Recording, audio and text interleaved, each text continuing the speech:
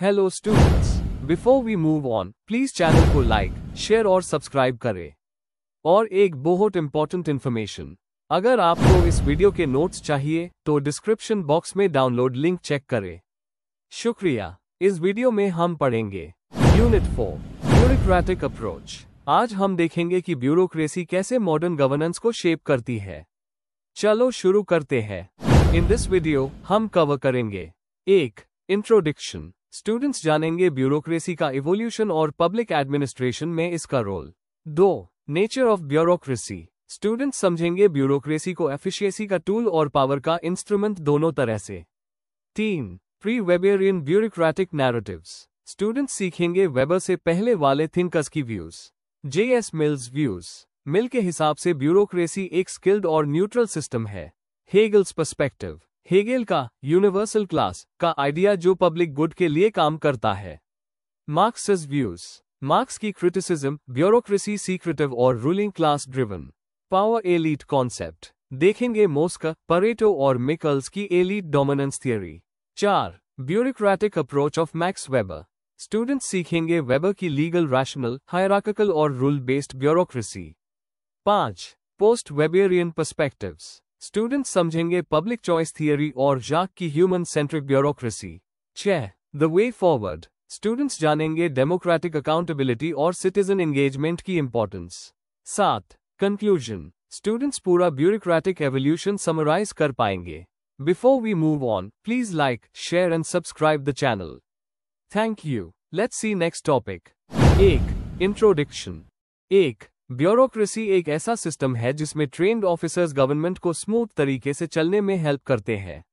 2. यही ऑफिशियल्स रोजमर्रा के काम संभालते हैं, जैसे सर्टिफिकेट्स, लाइसेंसेस, पेंशन्स, बिल्स और पब्लिक सर्विसेज। 3. आज के जमाने में ब्यूरोक्रेसी बहुत जरूरी हो गई है क्योंकि गवर्नमेंट बहुत बड़ी और कॉम्प्लेक्स हो चुकी है। 4. पुराने समय में भी राजा महाराजों के पास ऑफिशियल्स होते थे, पर उनका सिस्टम रूल्स नहीं बल्कि पर्सनल लॉयल्टी पर चलता था। 5. मॉडर्न ब्यूरोक्रेसी इम्पर्सनैलिटी पर चलता है, यानी काम रूल्स के हिसाब से होता है, पर्सनल पसंद नापसंद से नहीं। 6. ब्यूरोक्रेसी का पॉलिटिक्स और सोसाइटी से सीधा कनेक्शन होता है, इसलिए ये डायरेक्टली लोगों की जिंदगी को अफेक्ट करती है। 7. स्कॉलर्स ने ब्यूरोक्रेसी को लेकर 2 मेन व्यूज बताए। पहला व्यू, ये सर्विस डिलीवरी को एफिशिएंट बनाती है। दूसरा व्यू, ये पावर और कंट्रोल का इंस्ट्रूमेंट बन सकती है। 8. जैसे जैसे सोसाइटी इंडस्ट्रियल और मॉडर्न बनी, रूल्स, टेक्निकल एफिशिएंसी और ऑर्गेनाइज्ड स्ट्रक्चर की जरूरत बढ़ गई, इससे मॉडर्न ब्यूरोक्रेसी का विकास हुआ। 9. थिंकर्स जैसे J.S. मिल, हेगल, मार्क्स और मोस्का ने ब्यूरोक्रेसी पर अर्ली आइडियाज दिए, पर मैक्स वेबर ने सबसे स्ट्रक्चर्ड एक्सप्लेनेशन दिया। 10. ये इंट्रोडक्शन बताता है कि ब्यूरोक्रेसी कैसे काम करती है, क्यों जरूरी है और कैसे डिफरेंट थिंकर्स ने इस कॉन्सेप्ट को शेप किया। Before we move on please like, share and subscribe the channel. Thank you. Let's see next topic. 2. Nature of bureaucracy. Bureaucracy को 2 तरह से समझा जाता है। दोनों व्यूज बताते हैं कि सिस्टम कैसे काम करता है। 1. Bureaucracy as an instrument of efficiency. Government की सर्विसेज को सिस्टमैटिकली डिलीवर करने में मदद करता है। काम रूल्स, प्रोसीजर्स और क्लियर रोल्स के बेसिस पर होता है। स्टाफ ट्रेंड, क्वालिफाइड और रूल बेस्ड सिलेक्शन से आते हैं। गोल होता है कि काम स्मूथ और प्रेडिक्टेबल हो, सबके लिए एक जैसा। प्रोफेशनल बिहेवियर और टेक्निकल स्किल्स पर फोकस होता है। पब्लिक सर्विसेज जैसे ID, रेशन, वाटर सप्लाई सब ऑर्गेनाइज तरीके से होते हैं। 2. Bureaucracy as an instrument of power. कभी कभी ब्यूरोक्रेसी से लोगों पर ज्यादा कंट्रोल होता है। रूल्स इतने स्ट्रिक्ट हो जाते हैं कि क्रिएटिविटी और फ्लेक्सिबिलिटी कम हो जाती है। अगर मिसयूज हो तो डिसीजन टॉप डाउन और नॉन ट्रांसपेरेंट लगते हैं। सिस्टम अपने पर्पस से ज्यादा एक्सपेंड हो जाए तो इसे ब्यूरोक्रेटाइजेशन बोलते हैं। जब रूल्स डोमिनेट करें, सिस्टम स्लो, रिजिड और अनरिस्पॉन्सिव लग सकता है। 3. Enabler versus coercive view. Enabler view, bureaucracy employees को गाइड करती है, स्ट्रेस कम होता है, वर्क क्लैरिटी से परफॉर्मेंस इंप्रूव होती है। कोअर्सिव व्यू, ज्यादा रूल्स क्रिएटिविटी को रोक देते हैं, एम्प्लॉइज डिमोटिवेटेड फील करते हैं, ऑर्गेनाइजेशन के गोल्स अफेक्ट हो सकते हैं। 4. Overall understanding. ब्यूरोक्रेसी जरूरी भी है और पावरफुल भी। सिस्टम एफिशिएंट भी हो सकता है और कंट्रोलिंग भी यूज पर डिपेंड करता है। बैलेंस बनाना बहुत इंपॉर्टेंट है। Before we move on, please like, share and subscribe the channel. Thank you. 3. Pre Weberian bureaucratic narratives overview. Weber से पहले भी कई थिंकर्स ने ब्यूरोक्रेसी को समझने की कोशिश की। उनके आइडियाज ने मॉडर्न एडमिनिस्ट्रेशन के कॉन्सेप्ट्स को शेप किया। 1. J.S. Mill, considerations on bureaucracy. Main ideas. Bureaucracy को एक्सपीरियंस, स्किल और नॉलेज का इंस्टीट्यूशन माना। गवर्नमेंट का परमानेंट स्ट्रेंथ भी माना। ब्यूरोक्रेट्स को न्यूट्रल रहना चाहिए, यही उनका रोल है। एक्सेस ब्यूरोक्रेसी डिसीजंस को स्लो कर सकती है। इलेक्टेड लीडर्स और एक्सपर्ट्स के बीच बैलेंस जरूरी बताया। 2. Hegel's perspectives on bureaucracy. Main ideas. Bureaucracy को यूनिवर्सल क्लास बोला, जो पब्लिक इंटरेस्ट सर्व करे। सिविल सर्वेंट्स को एजुकेटेड और मॉरली स्ट्रॉन्ग लोग माना। स्ट्रेंथ्स बताए, functional division, hierarchy, merit based recruitment, fixed salary. Bureaucracy state और सोसाइटी के बीच ब्रिज का काम करती है। सिस्टम में स्टेबिलिटी, कंटिन्यूटी और फेयरनेस लाती है। 3. Marx's views on bureaucracy. Main ideas. Marx ने ब्यूरोक्रेसी की काफी क्रिटिसिज्म की। बोला ब्यूरोक्रेसी रूलिंग क्लास का टूल बन जाती है, नॉलेज को सीक्रेट बनाकर पावर होल्ड करती है। वीकनेसेस बताए, blind obedience, rigid rules, mechanical behaviour, लोगों के रियल इश्यूज को ना समझना। डेवलपिंग कंट्रीज की डिसफंक्शनल ब्यूरोक्रेसी को समझने में helpful. 4. The power elite concept, Mosca, Pareto, Michels. Main ideas. Bureaucracy पर एलीट ग्रुप्स का कंट्रोल होता है। मोस्का, पावर हमेशा माइनॉरिटी के पास होती है। Pareto, circulation of elites, new elites old elites को रिप्लेस करते रहते हैं। मिकल्स, आयरन लॉ ऑफ ओलिगार्की, हर बड़ी ऑर्गेनाइजेशन फ्यू लोगों द्वारा ही चलती है। ब्यूरोक्रेसी आम लोगों की नहीं, पावरफुल ग्रुप्स की सुनती है। सिस्टम कभी कभी अनडेमोक्रेटिक और अनरिस्पॉन्सिव हो सकता है। Before we move on, please like, share and subscribe the channel. Thank you. Let's see next topic. 4. Bureaucratic approach of Max Weber. 1. Max Weber कौन थे? जर्मनी के थिंकर और सोशियोलॉजिस्ट। उन्होंने मॉडर्न ऑर्गेनाइजेशन को समझने के लिए रूल्स और स्ट्रक्चर का मॉडल दिया। ब्यूरोक्रेसी का सबसे फेमस एक्सप्लेनेशन वेबर ने दिया। 2. वेबर ने ब्यूरोक्रेसी क्यों प्रपोज की? समाज मॉडर्न और इंडस्ट्रियल हो रहा था।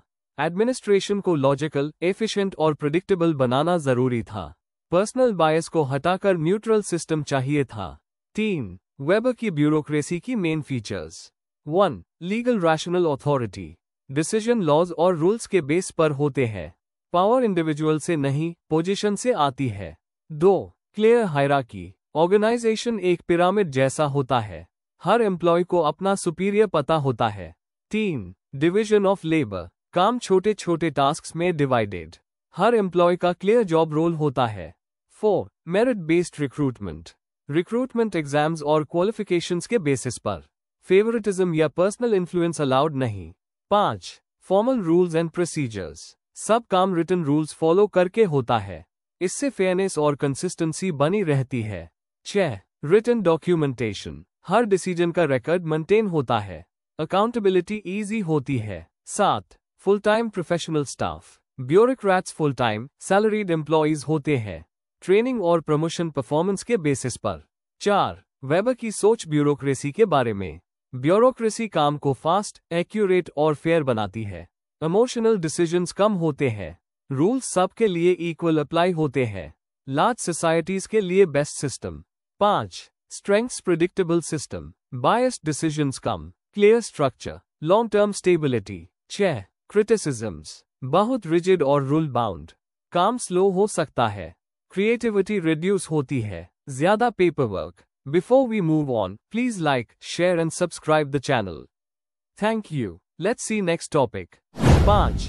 Post Weberian perspectives. Post Weberian perspectives वो आइडियाज हैं जो वेबर के बाद आए और उन्होंने ब्यूरोक्रेसी को मॉडर्न, फ्लेक्सिबल और ह्यूमन बनाने की कोशिश की।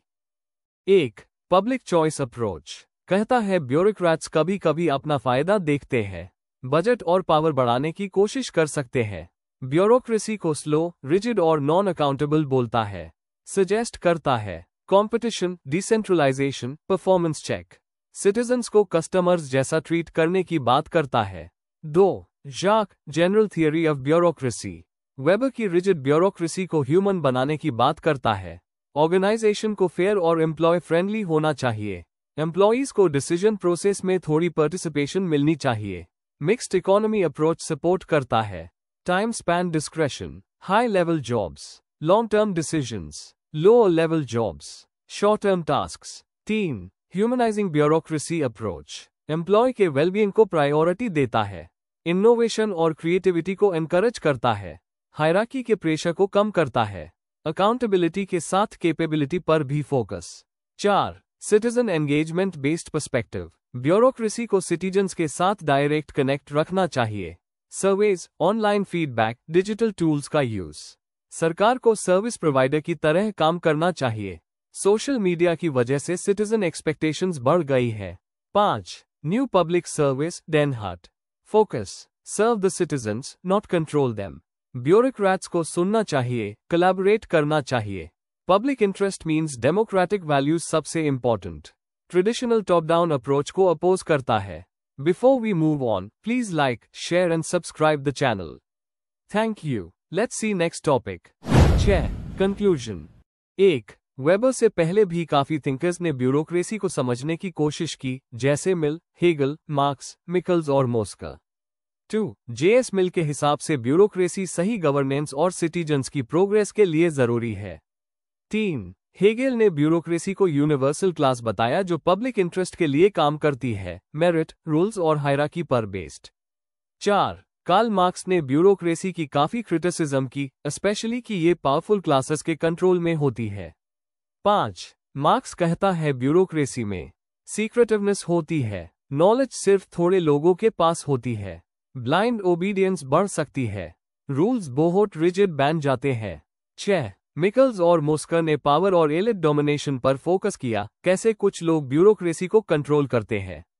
7. मैक्स वेबर ने सबसे सिस्टमैटिक मॉडल दिया, clear hierarchy, written rules, merit based jobs, legal rational authority. 8. Weber neutrality को इंपॉर्टेंट मानते थे, लेकिन ये न्यूट्रलिटी कभी कभी ब्यूरोक्रेसी को कोल्ड और रिजिड बना देती है।